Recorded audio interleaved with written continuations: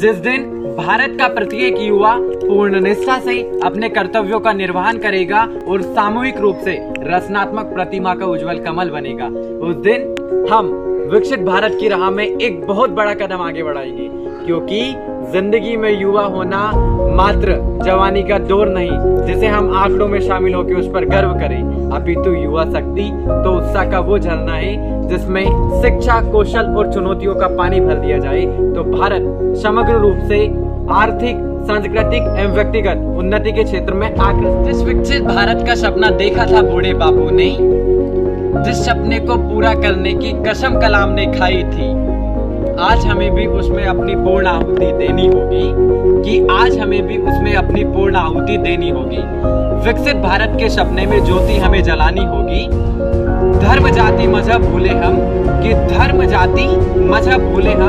हो जाए हम एक साथ, अपना ही छोड़कर सोचे सिर्फ भारत की बात, कि सोचे बस भारत की बात।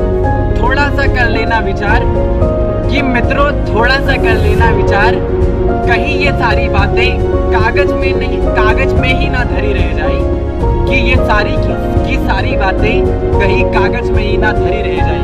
पहले तो हम खुद को देखें, कि पहले तो हम खुद में झांके, रही कमी क्या उसको ताके, और अपने अंदर की बुराइयों को मिटाई। क्योंकि विकसित भारत से पहले अपने व्यक्तित्व को सुधारे और करे नारी का सम्मान।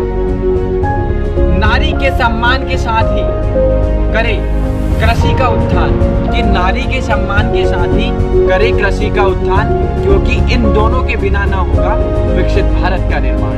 विकसित भारत की कागज की नाव को छोड़ दी हमने, अब समंदर की जिम्मेदारी है।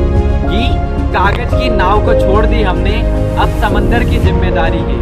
कि अब हमें अपने घर व परिवार को ही नहीं सिर्फ देखना है, बल्कि पूरे भारत को देखना है। क्योंकि किसी भी राष्ट्र की जिम्मेदारी उस राष्ट्र के युवा के कंधों के ऊपर होती है। जिस तरह किसी घर को बनाने के लिए उसकी नींव रखी जाती है और उसकी नींव के ऊपर काम किया जाता है, उसी तरह एक राष्ट्र को शक्तिशाली बनाने के लिए उस राष्ट्र के युवा के ऊपर ध्यान दें, तब जाके हम हमारा जो विकसित भारत है उसके सपने को साकार कर पाएंगे।